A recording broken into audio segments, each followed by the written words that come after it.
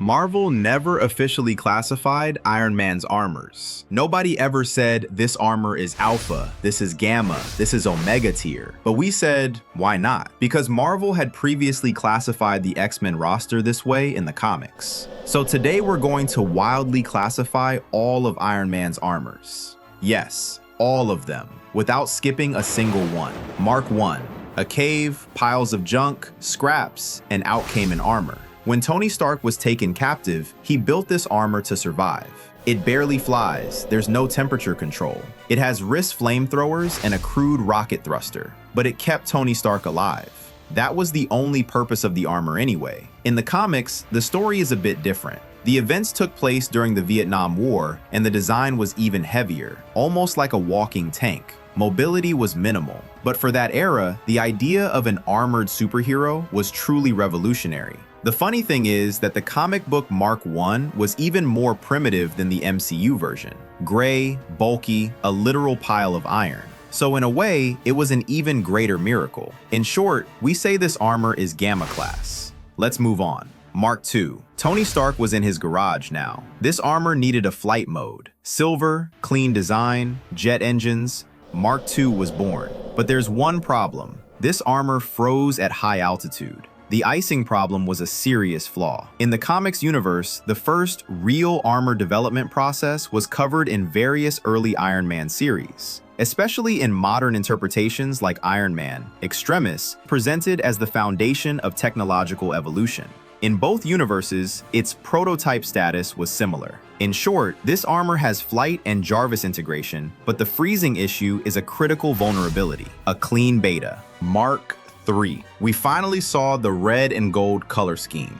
Tony Stark's humble colors. The first classic Iron Man look. The icing problem was solved thanks to the gold titanium alloy. Full defense systems. Tony truly became Iron Man with this armor. He used it against Ironmonger and took serious damage. This means the armor looks great, but isn't perfect. In the comics, the establishment of the classic red-gold design dates back to the late 1960s and early 1970s Iron Man series. The MCU drew direct inspiration from the comics here. In short, this armor is a strong beta, nearly at the alpha border, but not quite. Mark 4. Mark 3 had taken heavy damage and Tony needed a new armor. Of course, Tony replaced it with another one. Mark 4 was a refined version of Mark 3. More stable, slightly brighter red, improved mobility. It had one interesting feature, a biological waste disposal system, meaning Tony could do everything inside the armor. How do we know? Tony says so himself. The armor is also a standing toilet. During this period in comics, Tony's constant improvement cycle was covered in the Iron Man Volume 3 series and seen as the foundation of technological evolution. In short, Mark 4 is slightly above Mark 3, but in the same ballpark. Strong beta. Mark 5. Suitcase armor. An armor that comes out of a suitcase. Reminds me of Transformers. At the Monaco circuit scene, Tony was caught off guard by Whiplash without his armor. He activated Mark 5 from the suitcase. The armor wrapped around his body. The design was slim and lightweight. As Tony Stark's armors improved in design during this period, the defensive systems were being reduced. This armor was light but came at a cost. It didn't have a full attack system and lacked high-altitude flight. In the comics, the suitcase armor concept was explored around Iron Man number 200. The balance problem between portability and power was debated, especially in stories like Armor Wars. In short, portability is great, but combat capacity is insufficient. It's perfect as an emergency armor, weak as an attack armor.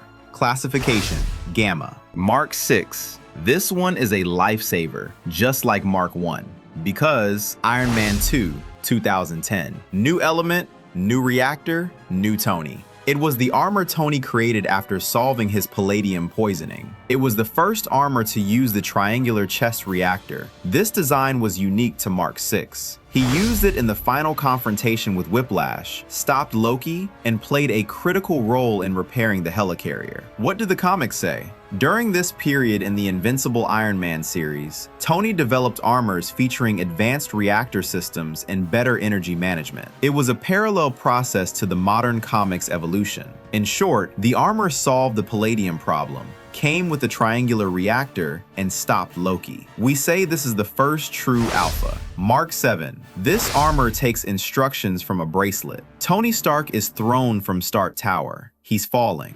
The bracelets on his wrists summon Mark 7. The armor locks onto Tony mid-air. That scene was incredible. Mark 7 has over 90 defense systems, dual cannons, advanced thruster systems. Mark 6 had taken heavy damage at the helicarrier. That's why Tony switched to Mark 7. What do the comics say? The modular armor concept emerged around Iron Man Volume 3, Number 1. The idea of the armor auto-attaching was part of the integration with biometric systems. Before giving the classification, I should note that this armor also carried a nuclear missile through the portal. That act of courage alone makes it alpha. Mark 8. The first member of the Iron Legion, a direct upgrade of Mark 7. Stronger, more agile, more systems. Advanced but not specialized. Strong beta. Mark 9, Iron Legion member. Mark 9 combined the technologies of Mark 5 and Mark 7.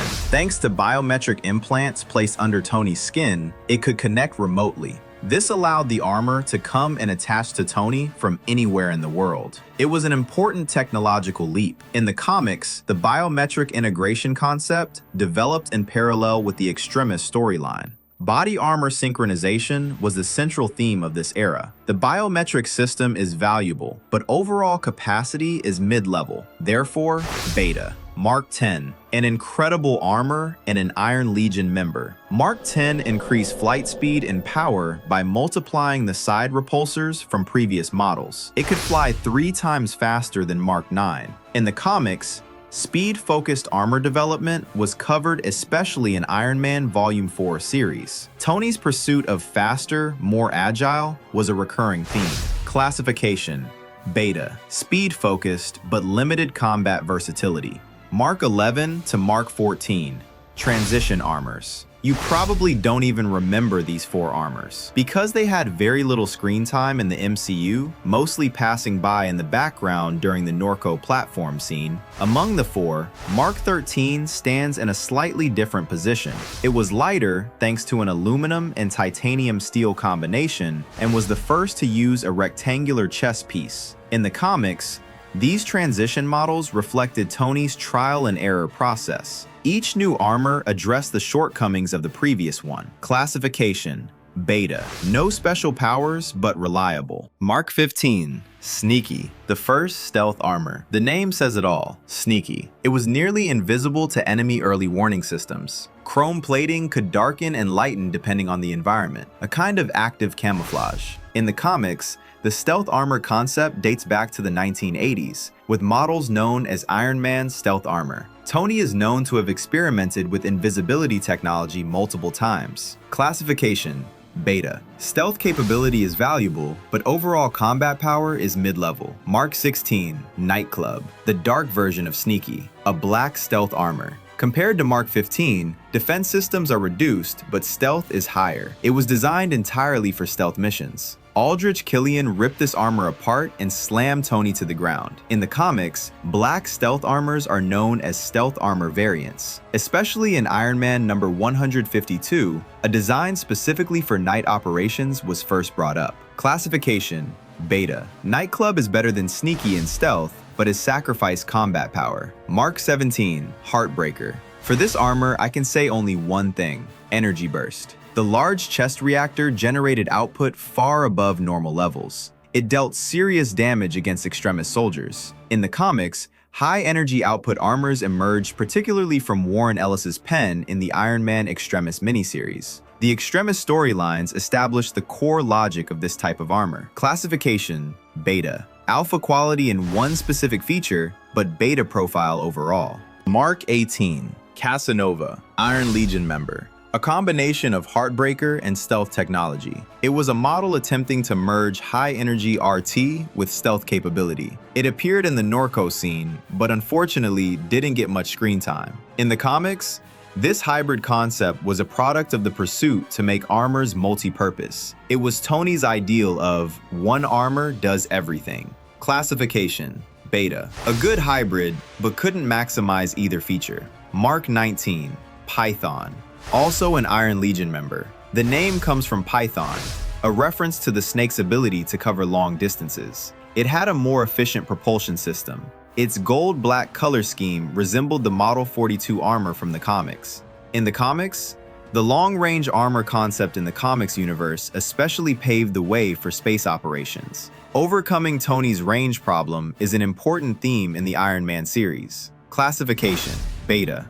Long range is valuable, but not combat-focused. Mark 21, Midas. Yes, also an Iron Legion member. We saw very little of it too. It had supersonic speed capability and the capacity to create a sonic boom, but at full speed, it struggled to maintain structural integrity. The name is a reference to King Midas from Greek mythology, fully gold in appearance. In the comics, supersonic armors were the product of Tony pushing his speed limits. This concept developed especially in later issues of Iron Man Volume 3.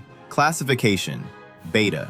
Supersonic speed is good, but structural weakness defines its ceiling. Tony Stark has approximately 85 armors, and we've only listed 20 so far.